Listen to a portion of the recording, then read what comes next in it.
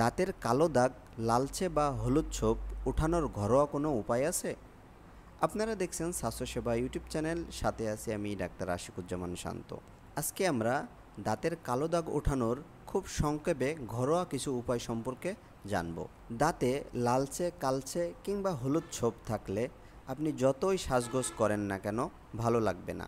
সেটা পুরুষ এবং মহিলা দুজনের ক্ষেত্রেই বিষয়টি এক। নিয়মিত পান, বিড়ি, সিগারেট বা জর্দা জাতীয় খাবারের অভ্যাস থাকলে এ ধরনের দাগ দেখা যায়। তাই সবার আগে এ ধরনের অভ্যাস থাকলে সেটা পরিহার করা প্রয়োজন। চলুন প্রথমেই আমরা কয়েকটি ঘরোয়া উপায় সম্পর্কে জেনে নিই। দাঁতের কালো দাগ দূর করতে প্রথমেই যেটা আপনি ইউজ করতে পারেন সেটা হলো লেবুর খোসা। আমরা নিয়মিত সবসময় লেবু খেয়ে থাকি। লেবু খেয়ে খোসাটা ফেলে না দিয়ে আমরা দাঁতের কালো দাগ তুলতে ব্যবহার করতে পারি। কিভাবে ব্যবহার করা যায়? একটা লেবু খাওয়ার পর আমরা খোসা দিয়ে যেভাবে ব্রাশ করি একইভাবে ব্রাশ হিসেবে আপনি এটা দাঁতে ঘষতে পারেন। দেখবেন খুব দ্রুতই আপনার দাঁতের কালো বা লালচে ছোপটা চলে গেছে। দ্বিতীয় নম্বরে আপনারা যেটা করতে পারেন, একইভাবে আমরা কলা খাওয়ার পরে কলার খোসা দিয়েও আমরা দাঁতে ঘষতে পারি। তখনও দেখবেন যে দাঁতের বিভিন্ন সারফেস থেকে আপনার কালো ও লালচে দাগগুলা উঠে গেছে। পাশাপাশি নিয়মিত মেসক করলে আপনার দাঁতের কালো ও লালচে দাগ দ্রুতই চলে যাবে। কিছু সতর্কবার্তা। আপনারা ইতিমধ্যে ভিডিওতে হয়তো দেখে থাকবেন, বিভিন্ন ধরনের হার্বাল মেডিসিন সহ নানান ধরনের জিনিস আপনাদের সাজেস্ট করছে দাঁত সাদা ও ঝকঝকে করার উদ্দেশ্যে।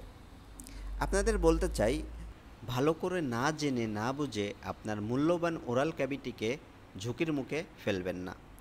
সেক্ষেত্রে আপনার মুখে যদি এই ধরনের কোনো প্রবলেম থাকে, সেটা হতে পারে আপনার ব্রাশ করতে গেলে রক্ত আসতেছে কিংবা মাঝে মাঝে ব্যথা হয় এবং আঁশ জাতীয় খাবার খেলেই আপনার দুই দাঁতের ফাঁকে আটকে যায়, এবং পাশাপাশি আপনার মুখে দুর্গন্ধ থাকতে পারে, দাঁতে অনেক পাথর থাকতে পারে, ক্যালকুলাস থাকতে পারে, স্টেন থাকতে পারে, এবং আপনারা যেটা বলেন কালচে এবং লালচে বা হলুদ ছোপও থাকতে পারে। বেশি পরিমাণ এ ধরনের সমস্যা দেখা দিলে অবশ্যই একটা ডেন্টিস্টের পরামর্শ নিতে হবে।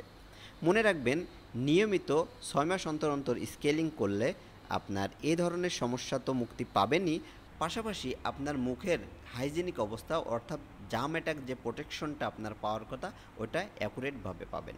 নিয়মিত স্কেলিং ও পলিশিং করলে আপনার দাঁতের কালো ও লালচে ছোপ তো থাকবেই না, পাশাপাশি আপনার মুখ অনেক হেলদি ও সুন্দর থাকবে। তবে ঘরোয়া উপায় যেটা আমি বললাম, একটা হলো লেবু, অন্যটা হলো কলা। যদি দেখা যায় সামান্য কোনো দাগ বা হলদে ভাব আছে, আপনারা এই দুইটা জিনিস অ্যাপ্লাই করতে পারেন।